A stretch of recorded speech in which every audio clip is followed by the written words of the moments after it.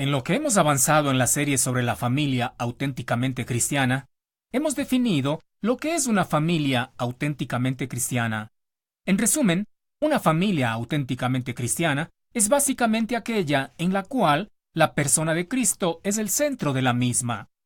Luego vimos que una familia auténticamente cristiana funciona armónicamente cuando todos los miembros de ella cumplen a cabalidad con las funciones o roles de cada uno de ellos.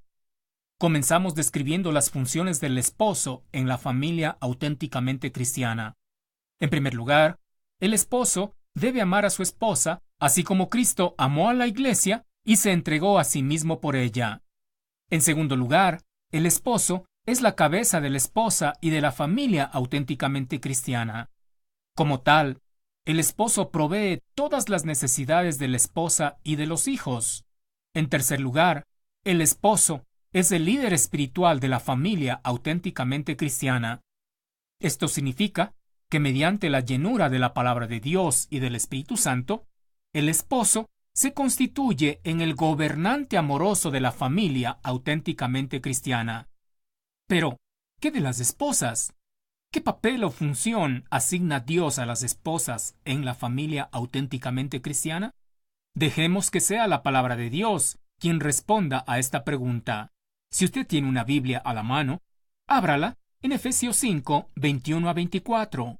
La Biblia dice: Someteos unos a otros en el temor de Dios. Las casadas estén sujetas a sus propios maridos como al Señor, porque el marido es cabeza de la mujer, así como Cristo es cabeza de la iglesia, la cual es su cuerpo, y Él es su Salvador. Así que, como la iglesia está sujeta a Cristo, así también las casadas lo estén a sus maridos en todo. Así como el esposo tiene una función que es más importante que todas las demás, la esposa también tiene una función que es más importante que todas las demás. Esta función de la esposa descansa sólidamente en el texto que acaba de ser leído.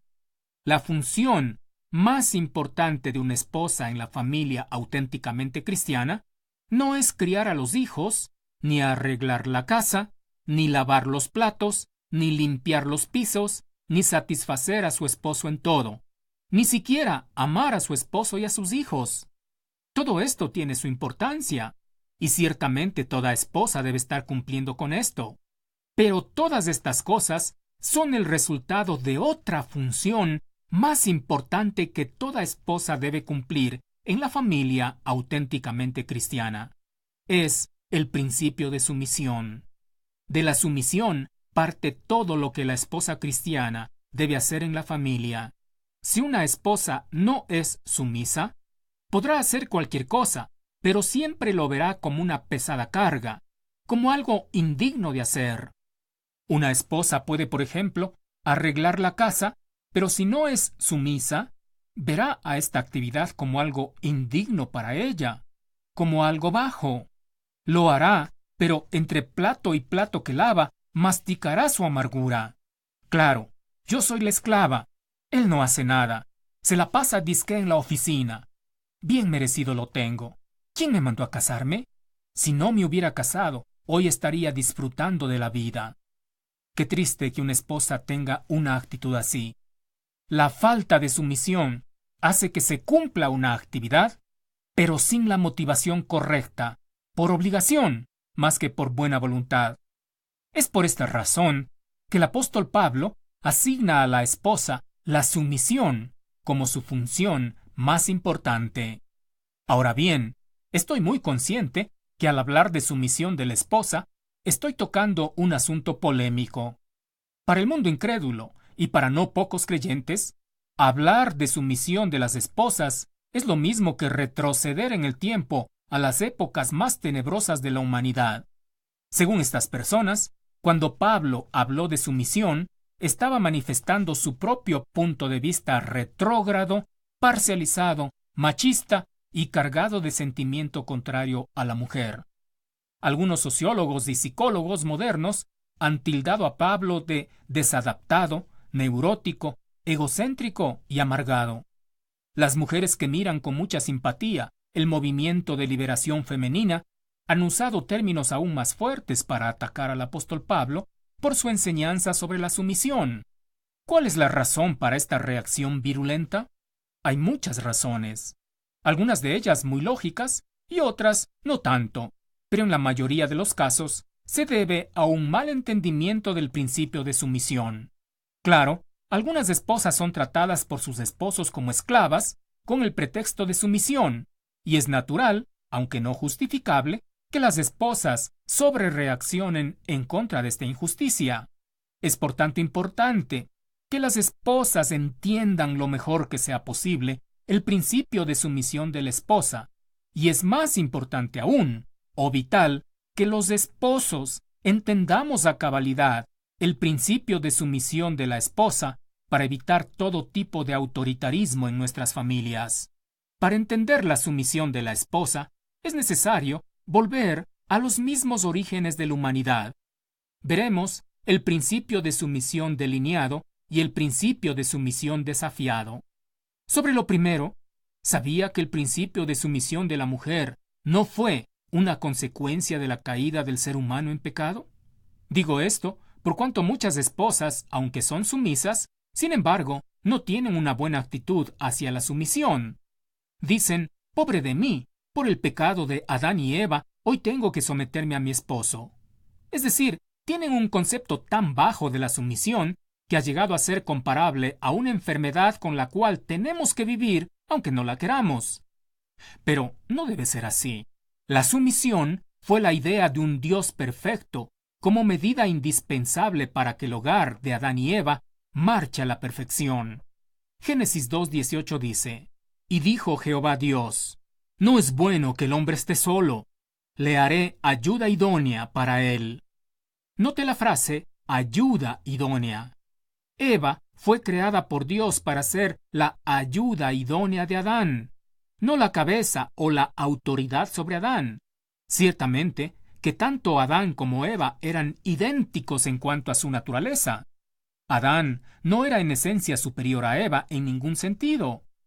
Pero Dios soberanamente decidió que Adán sea la cabeza de Eva y Eva sea la ayuda idónea o ideal de Adán.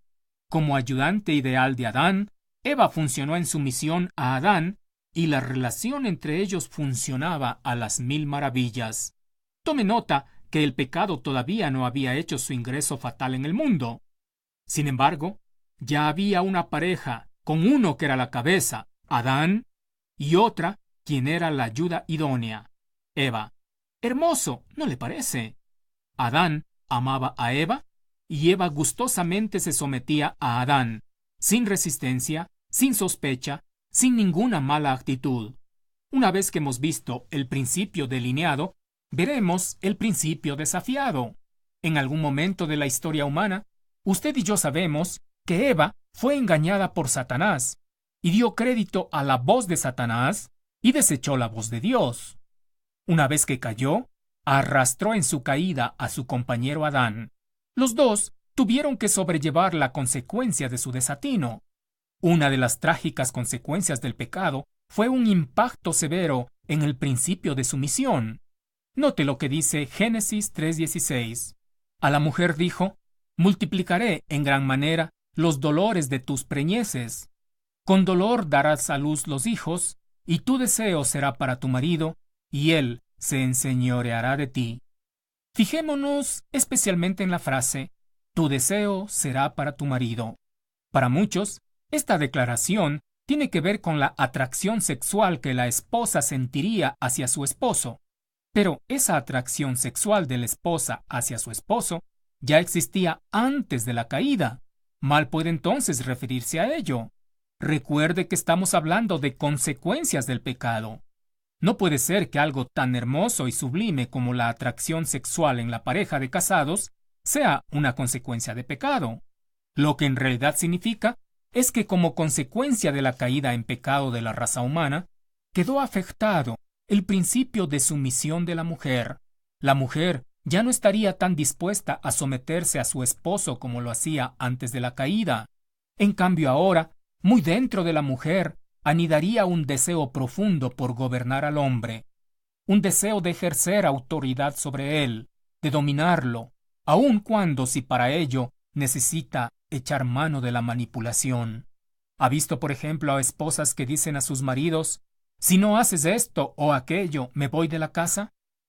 Esto es manipulación, y es una manifestación del deseo innato de toda mujer por dominar. ¿Qué le quedaba hacer al hombre ante esta situación? El texto dice, y él se enseñoreará de ti. Esto significa que el esposo tendría que dominar por la fuerza, el deseo de dominar de su esposa. Tendría que obligarla a ser sumisa. La esposa, por su lado, reaccionaría negativamente ante tan cruel señorío. Fue así como se inició la batalla por el poder, por el dominio, entre el esposo y la esposa. De modo que, mi querida amiga oyente, usted que es casada, tiene que reconocer que dentro de usted existe ese deseo de ejercer dominio en la familia. Tiene que reconocer que este deseo es parte de su naturaleza pecaminosa, la cual todos heredamos de nuestros primeros padres. ¿Habrá alguna solución para mantener bajo control a ese deseo tan profundo por gobernar en las mujeres? Gracias a Dios que sí la hay. La solución es que las mujeres incorporen una nueva naturaleza capaz de dominar a esa vieja naturaleza. La nueva naturaleza se adquiere cuando se recibe a Cristo como Salvador personal. Segunda a Corintios 5:17 dice, de modo que si alguno está en Cristo, nueva criatura es. Las cosas viejas pasaron, he aquí, todas son hechas nuevas.